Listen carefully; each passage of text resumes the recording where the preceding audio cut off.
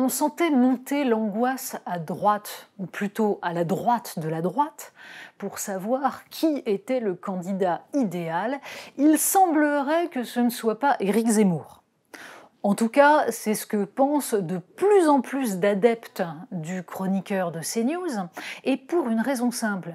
Marine Le Pen, donc, a eu la phrase qui tue, c'est dans l'Incorrect, magazine très proche de ses idées, surtout de celles de Marion Maréchal. Il ne faudrait pas qu'Éric Zemmour devienne la Taubira de la droite. Alors, on décrypte. En 2002, quand Lionel Jospin se présente à l'élection présidentielle, il est persuadé qu'il sera au second tour. Ça ne peut pas ne pas être. Et il suscite des candidatures autour, d'abord parce que ça fait riche, parce que c'est la gauche plurielle, et puis parce qu'il faut essayer de noyer la candidature Chevènement, qui propose une vision autre, une critique radicale de ce qui est fait par le gouvernement. Donc, il laisse faire une candidature Noël Mamère, une candidature Christiane Taubira. Évidemment, le récit postérieur dira que c'est Jean-Pierre Chevènement qui a empêché Lionel Jospin d'arriver au second tour. Mais non, en fait, les 200 000 voix qui manquaient à Lionel Jospin, ce sont celles de Christiane Taubira. Et là, on se retrouverait presque dans la même configuration. Alors, reprenons.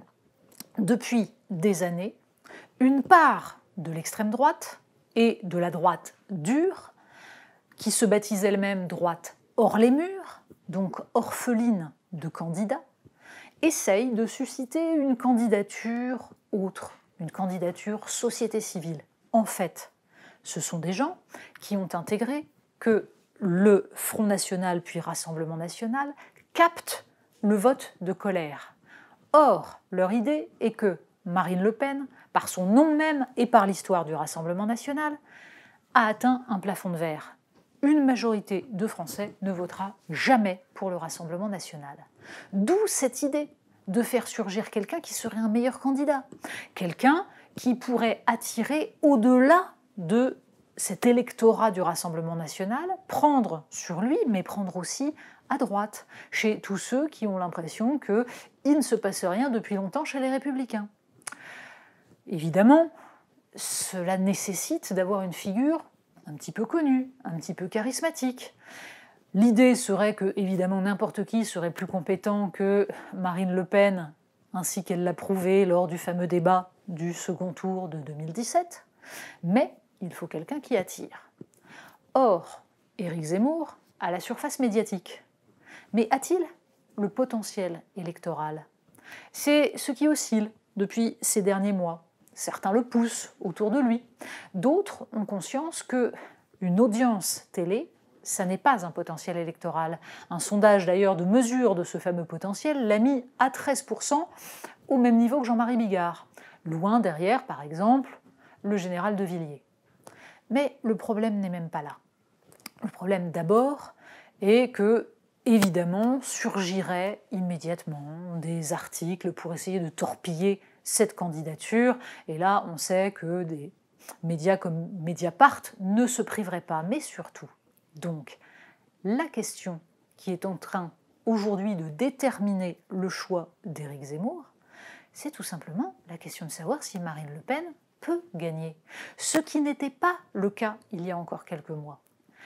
Aujourd'hui, Jean-Marie Le Pen, dans une interview au Point, explique qu'il ne faudrait pas que Éric Zemmour fasse perdre Marine Le Pen. Cela signifie que tout le monde est désormais dans un état d'esprit qui anticipe une potentielle victoire de Marine Le Pen.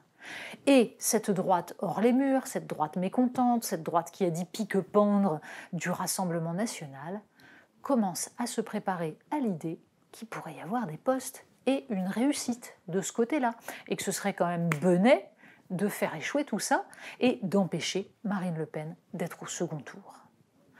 On voit combien la cuisine électorale travaille tous les camps, même celui-là, et depuis longtemps. On croyait parler idéologie, idées, action politique. Non, on est dans le calcul politicien, les potentialités, mais surtout, il y a là un phénomène majeur. La question de la popularité d'une personnalité médiatique ne fait pas forcément sa capacité à entraîner des électeurs. Et c'est bien tout le paradoxe et ce qu'on a tendance à oublier dans une période où le mélange des genres entre médias et politique n'a jamais été aussi fort. Il y a toujours eu en France un engagement qui utilisait des journaux. Jaurès dirigeait l'Humanité, Clémenceau avec l'Aurore. Tout cela n'a jamais choqué. Un journalisme engagé est normal. Nous sommes dans une autre étape. Dans une étape où c'est la notoriété médiatique qui semble vouloir déterminer le poids politique. Mais tout cela est en trompe-l'œil, parce qu'il faut derrière des forces, parce qu'il faut derrière des structures qui permettent ensuite d'acquérir une puissance de feu qui dépasse la simple popularité. Sans doute, la candidature Zemmour est en train de rencontrer tous ces problèmes-là en même temps. En revanche, ce qui est en train de se jouer nous raconte un élément essentiel. Jamais Marine Le Pen n'a été aussi proche d'une potentielle victoire. Ça ne veut pas dire qu'elle gagnera, mais c'est quelque chose qui désormais est envisagé au-delà de son camp, et c'est à cela qu'il faut désormais réfléchir pour comprendre ce qui va se jouer ensuite.